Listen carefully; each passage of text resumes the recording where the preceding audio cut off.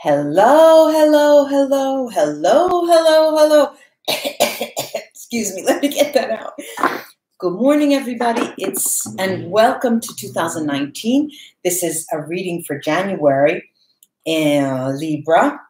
First, let me say, go visit my website, www.christellemartinette.com, or write to me, readings@ChristelleMartinette.com. You'll see there'll be a lot of information about me. I'm a clinical hypnotherapist. I work with past life regression, and I work with soul therapy. I work with the Akashic Records. I'm certified to work with the realignment, clearing, getting rid of bonds, all of that. Soulmates, what they are, who they are they worth keeping, where do they originate? Okay. All right, so let's get down to brass tacks. First of all, I'm mixing these cards. These are the tarot that I'll be using in the second half of the reading. This is called the gold edition of the Egorov Tarot, a Russian deck. Now I'll be starting with the VERA SIBILLA cards that you all know, and I want you to concentrate on choosing right, center, or left. And I'll show you why. This is for Libra for 2019. This is for Libra 2019. I'm going to cut the deck in two. Then I'm going to cut the deck in three. Right, center, left. Left. Very difficult between center and left. I take the other two, put them up here. That's the immediacy of the situation. 5 cards across. Libra. This is for you. This is for you. Libra. This is for you. Okay, 3 rows of 5 plus 4 cards. Now, the immediacy of this situation. For those of you who are partnered, married, beginning of January, as soon as the month comes in, you are given a gift from your companion, a gift of the relationship, as if you both wake up one morning and say, you know, why don't we go out and celebrate? Let's invite all our friends. It's been high time. It's not even an anniversary. So there is sort of a mutual gift. There's an idea of celebrating the relationship. Also, the other side of the story in the reading is that you can, those of you who are not partners, receive an invitation, receive an engagement, okay, are asked to be married. Or the other side of the story is, for those of you who have been seeking a partner in a business, a partnership, just a 1 or 2 part, small partnership, LLC, limited company, this is going to be offered in the beginning of the January. Then we have these 4 weeks. Now, what I'm seeing here is the first week is brilliantly happy when the month starts, okay? Very, very happy. Now, what I do see, for those of you who are newly partnered, an extreme joy with this partnership. Man, woman, woman, man, woman, woman, man, man. Beautiful partnership. Enters a third party. And they enter into a bond that has been extremely strong for a long time. Or you catch wind of it. Or you, Libra, are the third party. Any way you cut it, it's a difficult situation to accept. I'm not talking about the extended notion of a communal living. No, I'm talking about a bond that is typically 2 and is not open to a third in your mutual companion's ideas. Then towards the second week of the month of January, I see that there is this great hope of strengthening harmony in the relationship, despite the idea that you do hide something or someone else is hiding something from you. There definitely is being something hidden. Of course, this may run counter to my idea in the beginning, to my interpretation at the very beginning, saying you wake up one day, these beginning days, 1, 2, 3 of January, you hit the new year, first day, and you are gifted a new celebration. Okay, that it runs counter to that, but the week is 7 days, you know, so every day is different here. Into the third week, I'm looking at a situation where there's still this notion of keeping ideas to yourself, or someone is keeping something from you. Now, granted, life is what it is. We all have secrets. Nobody's going to enter into my brain and pick it apart and know what I'm thinking. You know, no one knows what I'm thinking when I'm doing anything, okay? Except when I'm talking and you know what I'm thinking. But here, I'm seeing that there is a very strong bond, very strong, you know, because of the fear of outside interference. It seems that couples, those of you who are couples, try to hold on to each other, the sex, the intimacy, the meeting, the going out, as a resolution to some difficult times. But this silence, this keeping, you know, secrets are still around. Then towards the end of the month, we have something lighten up. There's sadness there, of course. You Libra, a reason that like this, you say, oh, well, I've salvaged my companionship. Oh, I've salvaged, you know, finally I've hooked up once again with that person and all is well.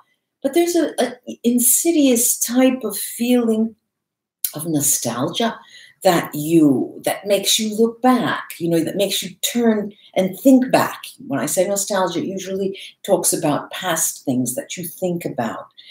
And just before I finish, this is a reading for Libra, Sun, Moon, and Rising. Let's remember that. So there's this nostalgia toward the end of the month, and then you decide, there are two reasons here. You decide to write to this person that you think of from the past, or they contact you. It's almost like lightning, because your thoughts attract some things that you want or that you've been thinking of. Beware of your thoughts. And the month ends with this communication with a person from your past. I'm seeing in the beginning, this third-party situation involving another woman, or you are the woman who is the third party out. This person coming in from your past is a male. Now, let's take the runes and see what they can add to this. Let's see what they can add to this. Dun, dun, dun, dun, dun, dun, dun, dun, dun, dun, dun, dun, dun, dun, dun, dun. All right, now, let me turn them over first and then have an idea of, okay. Oh, well, nice, nice, nice, nice, nice, nice. Okay, now. All right, the runes are telling me, yes, sure, in the beginning of the month you have this, you know, mutual gift or an idea of celebration and all of that. The runes are telling me you knew that that was going to happen, almost as if you strategically had planned that and you played your cards right, or else you were, you know, hoping that you could make amends with someone. Nevertheless, whatever the reason, it is happening and you wanted it, you willed it. You willed it. I have the nameless, faceless rune that talks about you doing it. Okay. Then I have here Hagalas over the female members of the Libra group here that are specifically more intensely happy with the relationship before the notion of a third party enters the story, whether it's you or another party. It's very smooth going this first week, even up to the point of understanding that there is, you know, trouble in the city. Then I've got here a stalemate. Okay, there's Björk Berkana, Merkstave. Merkstave means upside down. And right next to that is Thurisats, upside down, but they're strong. Thurisats especially comes down like an axe, and it's telling you you're at a stalemate with how you perceive relationships. You have this blocked idea of Noah's Ark, 2 by 2 by 2 by 2. So anything out beyond that is a sin, you know? And that, I'm told here by Diag, is a karmic pattern that has been sent. It's an ancestral pattern, karmic pattern, that you sort of, we can say, it's a terrible explanation, but we can say you've inherited it, but you've done nothing to break it as well. And the last rune that I see here, Rido, tells me that it's Merkstave. And so it's telling me this will not let you go forward in opening to other potential frameworks, other potential possibilities of, you know, like we're children. You remember, many of you remember the days of your first kiss on Valentine's Day when you're 10 years old, you're 8 years old, you're 7 years old. The boy comes over, gives you a kiss, or you go and kiss them and they run away. You know, this innocent type of thing. Then 10 becomes 11 and 12. Then there's pre-puberty. And around those times is when, you know, before that, right before the puberty period, you notice that all of the girls seem to go for one boy, or all of the boys seem to go for one girl. And then the next week she kissed him, but the next week another boy kissed. So it's all so innocent, you know. And there's a lot to be said about those patterns that aren't really mental schemata. And the cards here are seeming to draw you to the notion, Libra, that you might want to do some reading, readings into other types of traditions that will help you and widen your notion of what it means, what unconditional love means. Does unconditional love mean a Noah's Ark situation or not? No, I'm telling you what I'm seeing in the cards. So now the second part of the reading is this deck that I showed you, the Egorov Tarot, the Golden Edition. I'm going to pull 12 cards. Each one will represent a sign of the zodiac. And again, here, the representation of the signs of the zodiac are for the Aries sun sign, moon sign, and rising, and so forth. Those people as they present in your life in the month of January. Cancer, Libra, Virgo, Leo, Virgo, Libra, in terms of another Libra in your life, or how you reason with yourself. So let's take a look at this. Aries, the 8 of Swords. An Aries person in your life, ladies and gentlemen, are going to make you stay where you are. Typically, tarot readers will say you are blocked. You cannot, you cannot go forward. You cannot go backward. And that is more or less true. But you know, the jury's still out as to who causes that. You yourself, and in this case, it's the Aries that will either mentally or sometimes physically prevent you from opening up, from going forward. Okay, that's the Aries in your life. Could be anybody. Could be anybody. A partner, business partner, romantic partner. Then we have the Page of Wands as a Taurus, the Page of Wands. A Taurus. This now, this could be a younger person, but it's a person who lights your fire nonetheless, and a person who's very creative. Again, this could be a person on the job, in a partnership, is aiming to try to get you to a romantic partnership. The Taurus in your life, very, very, very sexy, young, lively. Even if they're not young, it is young at heart, soul youngness. Then we have, this is the Gemini in your life, and this is science. And the science card, it was the second major arcana, and the major arcana of the second universal tarot is usually the high priestess. And here science means unity, integrity, understanding of all things. And it's similar to the idea and the notion of the high priestess. But it's awakening of the senses. It means, so we have a Gemini in your life who awakens your senses, and they help you to hone your abilities to use your intuition and your ideas. Okay. Now that is the Gemini. Let's go to the Cancer. The Cancer is the Six of Coins. What a lovely Cancer person this is. The Six of Coins. This is a person, typically we would all say they're very generous. They're very outgoing. They're loving. They're giving. Okay.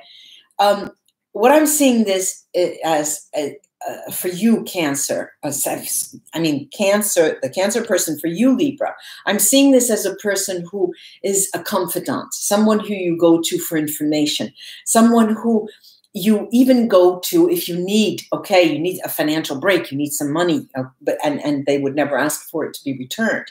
But here I'm seeing it as a confidant, someone you go for example, in that first week of January, when you see that there's something coming up, there's something brewing, there's something strange, you go to them and say, I've got these signs out. Just, she was strange this morning, or he had just, he left without even giving me a kiss, So that is a confidant. Let's go down to the Leo in your life. Libra, the Leo in your life is the King of Cups. Well, howdy doody. How's that? How nice is that? This is a person typically, as the water sign is the card is the water sign, but it's Leo. Okay. Leo is a fire sign, and she's presenting as a King of Cups, and that could be a male or female. And they are just the picture of goodness in usually what we would perceive as an older person, a dad, a mom, an older brother, aunt. But it also presents as such a person who has your back all the time, who has your best interests at heart, this Leo. Now let's go to the Virgo in your life. If you have this, obviously, if you have these people in your life, the Knight of Swords is Virgo. Well, for you, this is a challenge. Libra, this is an extreme challenge. This person comes in, wipes away the get that, let's go. Okay. This is a person who will clear away your difficult days. They will not accept that rumination and the windmills of your mind turning. They will wipe that away with one full swoop. Yeah. Now, the Virgo will be a challenge for you because, Libra, you're not ready for that wild imagining, and all of that. You're not. So it's your choice whether to take up the challenge, because it is a challenge, or not. Now I have the Libra card. The Libra card is the Three of Wands. Now here, if this represents for you another person, this is a person that you know and you have known for a long time, and they have a good relationship with you. They have a stable relationship with you, a relationship that was created together with all of the difficulties that life, brings with it. But if it's you yourself, this means to me, Libra, that you are just now in the month of January being at peace with yourself and understanding your good sides, your positive and your negative sides, and that ability in itself is a positive thing. Then we go to Scorpio, the Scorpio potentially in your life, and look at that. The major arcana, the Sun. The Scorpio. This is a person you want to keep very close. This is a person who will never let you down, not in the month of January. Okay, when I talk about these signs, I'm talking about the month of January and how they act in relation to you. This is a person you want to keep close, very close, very, very, very close, always close. Maybe it'll go into January, February, March. Then we have Sagittarius. Sagittarius, we have the King of Swords. Now, the King of Swords here is much calmer, we can say. As a Sagittarian, he's much calmer. She's much calmer than the Virgo who's swiping away the night is very fast. This Sagittarian in your life is going to be a sparring partner. Boom, boom, boom, boom, boom, boom. Sort of a devil's advocate and said, okay, you think that? What about this? what about this? Did you ever think of that? You know, they will be haughty. They will be not angry, but they will be, you know, in your best interest, but they'll make you think. This is something to have close in case you are lacking ideas. They'll help you continue with your rationality, with your rationale, using your rational skills. Then we have the Capricorn card is the Two of Coins. Look how beautiful that card is. Look, this Capricorn is a person who will help you, Libra, in saying, look, Libra, you're only thinking about this. You have not seen that other side of the coin, because every idea has two sides to it and how they will develop. Not only this will lead you. This person is a highly spiritual person. When they talk to you in spiritual terms. Whether they use spiritual language or not is a different matter. But the way and their intentions in communicating with you, Libra, is to let you see literally the light. They want you to see the light. Now I'll go to the Aquarian. And the Aquarian, ladies and gentlemen, is depicted by the Death card. And when this comes out, I usually take another card, and this time I'm usually taking it from the bottom of the deck to clarify. And what I found is the fifth major arcana, which is inspiration in this deck. And what does that mean? Usually it's the High Priest or the Hierophant. And here I'm seeing this is this Aquarian gives you a relationship of logics, of the infinites to the logic of the finite quantities, okay? They want you to reach freedom, but they want you to experiment. They want to instill inspiration, a desire for something new, a demand for adventure, you know, and taking risks, which will bring you to the fullness of life. This is going to be, the Aquarian in your life is going to be a person who gives you a lot of food for thought, a lot. The last card, the Pisces card, is represented by selflessness. Now, selflessness in other tarot decks is, of course, the Hanged Man. And it's generally it talks above self-sacrifice in the name of the truth, you know, and justice.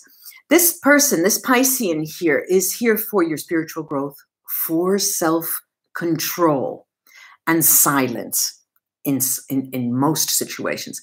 They want you to help you to get, in the month of January, to get rid of dependencies. They want you to have the ability to see a situation without any type of pretense. Okay, so I do hope this was of help to you, Libra. Like, share, and subscribe. I would appreciate that. And have a welcome, wonderful, profitable January. And until we read together again, namaste, Librians, Libra.